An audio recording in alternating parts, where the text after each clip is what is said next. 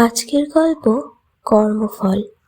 অনেক বছর আগে যখন পৃথিবীতে রাজা মহারাজাদের রাজত্ব ছিল এবং মানুষের জীবনে ধর্ম, কর্ম ও ন্যায়ের গুরুত্ব ছিল সবচেয়ে বেশি, তখন উত্তর ভারতের এক বিশাল রাজ্য ছিল ভগতপুর। ভগতপুর রাজ্যটি ছিল খুব সমৃদ্ধ। উর্বর জমি, নদী, অরণ্য সব কিছুতেই ভরপুর ছিল সেই রাজ্য। প্রজারা সুখে শান্তিতে বাস করত। এই রাজ্যের রাজা ছিলেন রাজা ধর্মেন্দ্র। রাজা ধর্মেন্দ্র ছিলেন খুব ধার্মিক এবং ন্যায়পরায়ণ। তিনি বিশ্বাস করতেন মানুষের কর্মই তার ভবিষ্যৎ নির্ধারণ করে। রাজা প্রতিদিন ভোরে উঠে মন্দিরে যেতেন এবং প্রার্থনা করতেন, হে ঈশ্বর, আমাকে এমন শক্তি দাও যাতে আমি সবসময় ন্যায়ের পথে চলতে পারি। রাজ্যের মানুষ তাকে খুব ভালোবাসত।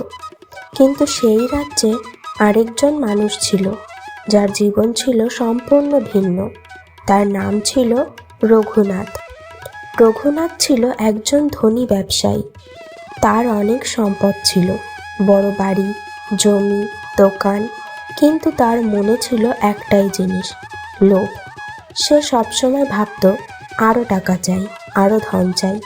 তার দোকানে যারা দরিদ্র মানুষ জিনিস কিনতে আসতো তাদের সে ঠকাতো, ওজন কম দিত, দাম বেশি নিত। একদিন এক বৃদ্ধা তার দোকানে এলেন। তিনি বললেন, বাবা, একটু চাল দাও, আমার ঘরে খাবার নেই। রঘুনাথ বিরক্ত হয়ে বলল, টাকা আছে? বৃদ্ধা কাপা গলায় বললেন, অল্প আছে বাবা। রঘুনাথ তখন তাকে কম চাল দিয়ে বেশি দাম নিল।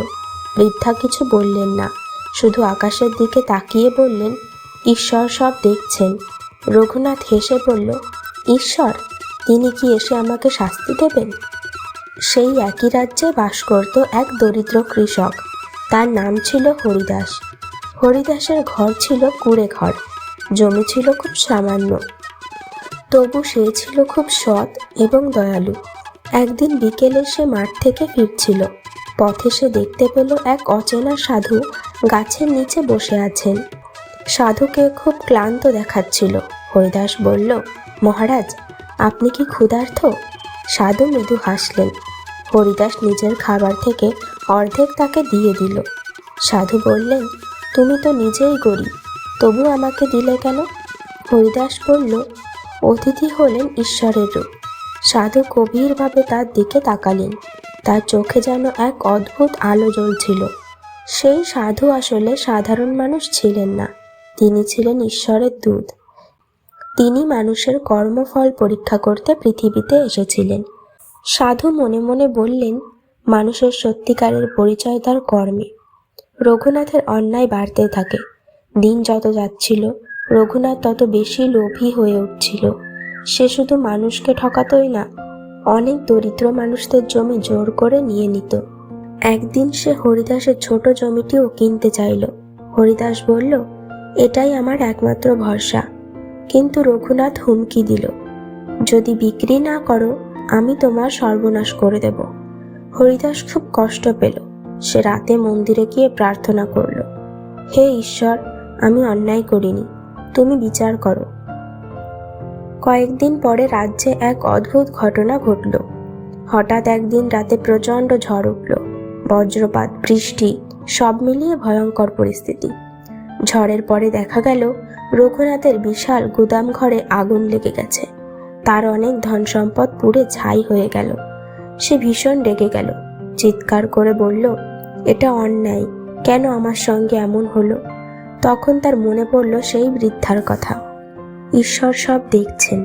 অন্যদিকে হরিদাসের জীবনে ঘটল এক আশ্চর্য ঘটনা। ঝড়ের পর দিন সে মাঠে কাজ করতে গিয়ে মাটির নিচে একটা পুরনো পাত্র খুঁজে পেল। পাত্রটি খুলে সে দেখল তার মধ্যে ছিল সোনার মুদ্রা। সে সঙ্গে সঙ্গে সেই পাত্র নিয়ে রাজদরবারে গেল।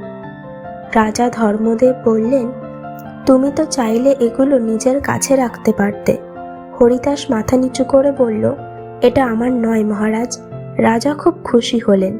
তিনি বললেন, তোমার সততার জন্য এই সম্পদের অর্ধেক তোমাকেই দেওয়া হবে। এদিকে রঘুনাথের অবস্থা দিন দিন খারাপ হতে লাগলো। তার ব্যবসা নষ্ট হয়ে গেল, বন্ধুরা তাকে ছেড়ে চলে গেল। একদিন সে রাস্তায় বসে ভাবছিল, আমি কি ভুল করেছি। ঠিক তখনই সেই রহস্যময় সাধু তার সামনে এসে দাঁড়ালেন। সাধু বললেন, তুমি কি এখন বুঝতে পারছো? রঘুনাথ কাপা গলায় বলল, আমি লোভে অন্ধ হয়ে গিয়েছিলাম। সাধু বললেন, মানুষ তার কর্মের ফল থেকেই শিক্ষা পায়। রঘুনাথ কাঁদতে লাগলো। সে বলল, আমি কি ক্ষমা পেতে পারি? সাধু বললেন, যদি সত্যিই অনুতপ্ত হও তাহলে মানুষের সাহায্য করো। রঘুনাথ সেই দিন থেকে বদলে গেল। সে দরিদ্র মানুষদের সাহায্য করতে শুরু করলো। বন্ধুরা, এই গল্পটি থেকে আমরা এটাই শিখতে পারি যে পৃথিবীতে কোনো কাজই বৃথা যায় না। মানুষের প্রতিটি কাজের ফল আছে।